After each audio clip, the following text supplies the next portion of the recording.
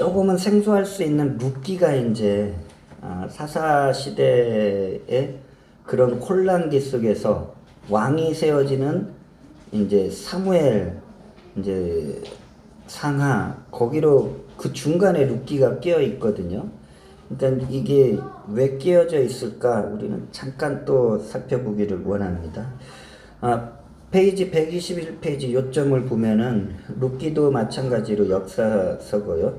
히브리어는 루트, 우정, 친구, 70인용으로는 뉴트, 친구로 이렇게 돼 있는데, 자, 룻기의 가장 핵심적인 말씀은 룻기 4장 22절에, 자, 이게 결론적인 부분이에요. 오벳은 이새를 낳고 이새는 다윗을 낳았다. 갑자기 여기 룻기에서요, 사사시대의 혼란한 시대의 배경 속에서 갑자기 앞으로 이제 한참 있다 등장할 다윗에 대해서 마지막 이제 결론 부분에 소개를 해요. 왜냐? 이 룻이라는 이 여인이 다윗의 계보에 들어가기 때문에 이게 이제 들어가게 되는 것을 이제 보게 됩니다.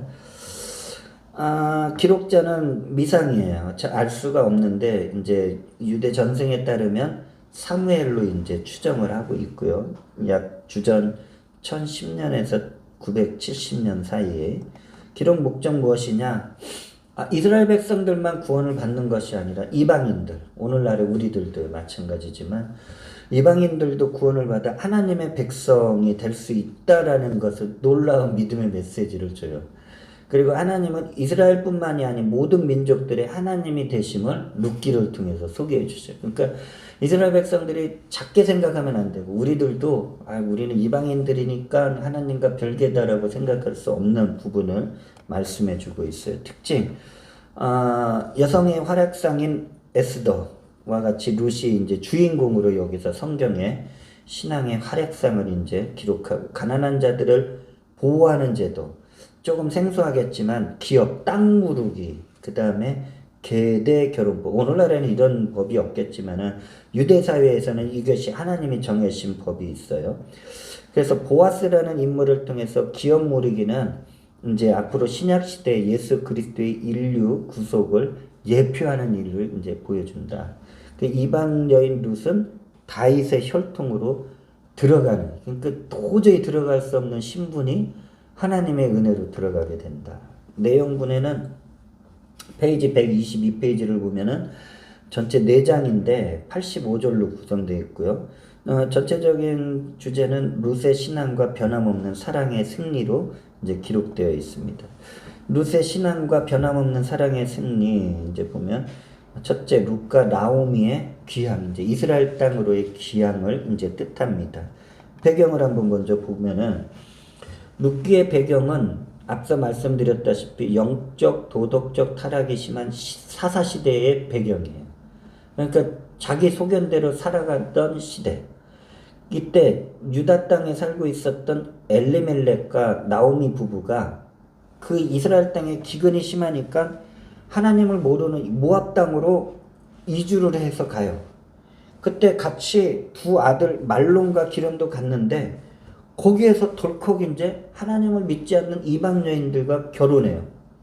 자, 근데 이 룻기의 중심은 어떻게 보면 룻이 될 수도 있지만 실질적으로는 나오미예요. 그 나오미는 보니까 이 이방 땅 모압 땅에서 남편을 먼저 사별을 해요. 그랬는데 얼마 후에 또 두 아들을 다 잃어요. 그러니까 본인도 과부가 되고 며느리들도 다 과부가 돼요. 자, 나오미가 이제 모압 땅 거기에서 완전히 살아갈 소망이 없으니까 다시 귀향을 계획하는데 이때 며느리였었던 룻이 동행을 하게 되는데 1장 6절에서 22절에 나오미가 어떻게 귀향을 하려고 하냐? 이스라엘 땅에 기근이 멈췄어요. 이제 추수로라고 양식이 있음을 들어가지고 귀향을 결심하는데 두 며느리들까지 가자니 자기가 그 고향 땅에 가서 먹고 살 수 있을 만한 경제적 형편이 안 되니까 두 며느리들에게 너희들 고향 이 모압 땅에 남아서 친정으로 돌아가라라고 권고해요. 그랬을 때 동서였었던 오르바는 돌아가요. 그리고 룻은 시어머니와 동행하는데 룻은 이방신을 버리고 이스라엘의 하나님을 믿기로 결단했기 때문에 나오미를 따라가기로 했다. 그러니까 어떻게 보면 나오미가 유다 땅에서 나올 때는 좀 부유하게 나올 수 있었지만 다시 들어갈 때는 너무 초라했기 때문에 이 나오미의 고향 베들레헴에 들어갈 때 자신의 이름을 나오미가 아닌 마라라고 이제 불러달라고 하는데, 마라는 우리가 알다시피 쓴물, 쓰디쓴 인생의 고통을 뜻하는 마라라는 그런 여인으로 불러달라고 말을 합니다.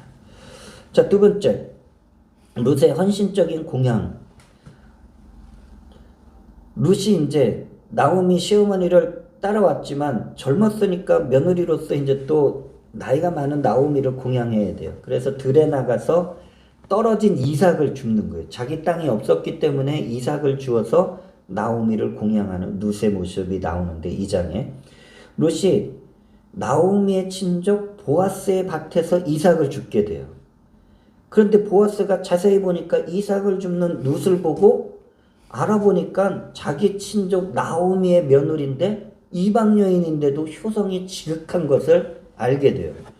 보아스가 마음씨가 좋아요. 그래서 일꾼들에게 그 룻이 이삭을 좀 많이 주워갈 수 있도록 일부러 추수하면서 이삭을 떨어뜨리라고 그래요. 흘리라고 그래요. 그 룻은 그 일꾼들을 따라다니면서 다른 것보다도 많은 이삭을 이제 죽게 되고 양식을 좀 더 얻게 되죠. 그래서 보아스는 무엇보다도 이 가난해진 나오미의 땅, 기업을 대신 이제 회복할 수 있는 그러한 친족이에요. 그래서 이것을 기업 물을 자라고 성경에서는 표현하는데, 그리고 친족이기 때문에 어려운 친척을 도울 의무가 있는 자로서 이제 성경은 보여주고 있다라는 것이죠. 자, 3장에 보면은 이제 페이지 124에서 125페이지인데, 이제 추수한 것을 타작하는 타작마당에서의 룻과 보아스의 만남이에요.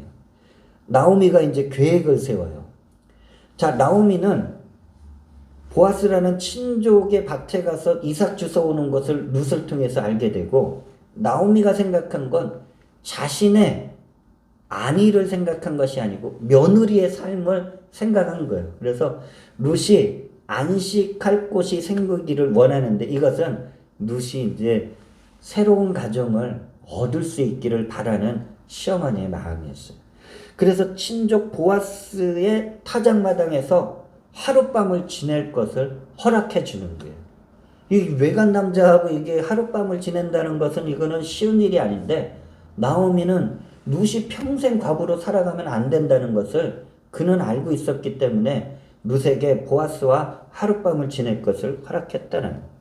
룻이 그 말에 이제 순종해요. 그래서 보아스하고 만나는 게 3장 6절에서 18절인데, 룻은 시어머니 나오미의 말씀에 순종해서 보아스를 밤에 만나고, 그리고 자기 기업을 물려줄 것을 청원해요. 이게 자기와 결혼해 달라.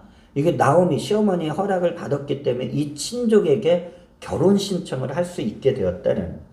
그 보아스가 룻의 청원에 나 안 돼. 나 그게 아니라요. 보아스는 룻의 불쌍한 모습, 그리고 시어머니를 공경하는 모습, 이방 여인이었지만 하나님을 경외하는 그런 모든 것들을 확인한 상태에서 자기가 기업 물을 자의 책임을 다하겠다고 이제 룻에게 약속을 하게 됩니다. 자, 여기서 이제 기업 물을 자란 무엇이냐, 이제 거기 이제 페이지 125페이지 있는데 좀 생소한 말일 수 있는데, 기업을 물으다라는 것은 시브리어로 가알인데 이건 구속하다라는 뜻을 가지고 있어요. 그래서 기업을 물을 때 어떤 일이 있느냐, 종으로, 그러니까 가난해서 종으로 팔린 친척을 구원할 때 기업을 물러요. 그리고 또 땅을 팔았는데 땅을 판 것을 다시 되찾아 줄 수 있는 자격이 친족 중에서 기업 물을 자예요. 또 하나, 결혼을 했어요. 결혼했는데 형제 중에 형이 자식이 없어 불의에 이렇게 좀 먼저 죽었어요. 그러면은 유대사회에서 하나님이 이게 무엇을 정해졌느냐, 그 형의 기업이 자손이 없으면 이게 대가 끊어지니까 동생이 대신 형수를 통해서 자식을 낳아줘요. 그럼 자식을 낳으면 그거는 동생의 자녀가 아닌 형의 자녀의 이름으로 그 혈통을 이어주게끔 족보에 기록을 해버리는 거예요. 그래서 기업 물을 자란 히브리어로 고엘, 신족, 근족의 뜻을 지니고 있어요. 그 기업 물을 자격으로는 아주 가까운 친족이 되어야 되고, 무엇보다도 자원하는 마음이 있어요. 왜냐? 이게 물질적인, 이게 여러 가지 가정 환경적인 여러 가지 손해나 어려움을 겪을 수 있기 때문에 자원하는 마음이 없으면 안 돼요. 그런데 내가 내 어려운 친족을 봤어요. 나는 도와주고 싶어요. 나는 기꺼이 하고 싶어요. 근데 내가 능력이 안 돼요. 이게 능력도 갖추어져 있는 사람이 기업 물을 자격이 된다라는 것이죠. 여러분, 왜 예수님이 우리의 기업 물을 자이시냐? 여러분, 우리를 위해서 하나님께서 인간으로 첫째 오셨어요. 그리고 자원하여 십자가를 짊어지셨어요. 그리고 예수님은 죄가 없으신 깨끗한 보혈로 우리의 모든 죄를 다 청산하시는 그런 능력으로 우리와 함께하여 주신 줄 믿습니다. 자, 이스라엘의 수혼 규정, 이게 신명기 25장 5절에서 6절인데, 기업 물을 자가, 여기서 좀 더 내용을 말하면, 루색에서 이제 친족이 아들을 낳으면 루세 사망한 남편 말론의 아들로 입적이 돼요. 호적이 이제 기록이 돼요. 그러면 이때 이 자녀가 성년이 되면 루세 시아버지 엘리멜렉 집안의 밭도 이 아들을 낳았을 때 그 이제 땅까지도 다 이것을 다 인수인계 해줘야 돼요. 그 땅을 찾아가지고 파른 땅을 찾아가지고 줘야 된다. 이게 이스라엘의 수혼 규정이었다라는 것이요. 자, 그러면 룻이 결혼을 하게 되는데 4장에서 125, 126인데 룻과 보아스의 결혼이에요.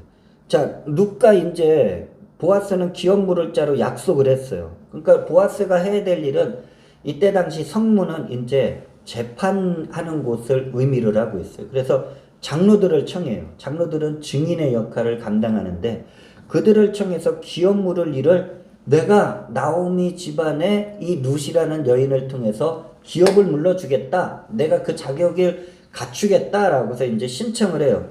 그랬는데 보아스보다 족보상으로 놓고 보니까 더 가까운 친척이 먼저 자격이 있는 거예요. 그래서 그 사람한테 그럼 당신이 지금 이 나오미의 기업물을 그러한 역할을 하겠느냐 하니까 그 사람이 맨 처음에 하겠다 했다가 땅을 사주고 이거 자녀를 낳고 해야 되는데 안 되겠는 거예요. 그러니까 재산상의 손해가 나니까 나는 기업물을 자격을 나는 안 하겠다.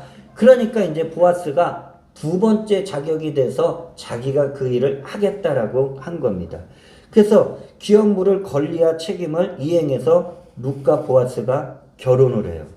결혼을 했는데 자 4장 13절에서 22절에 페이지 126인데 자 누가 나오느냐? 나오미는 룻이 낳은 아들 오벳을 이제 보아스와 룻이 낳은 아들 오벳을 나오미 시어머니가 입양을 해서 양육해요. 그래서 오벳은 다윗에게 있어서 할아버지가 돼요.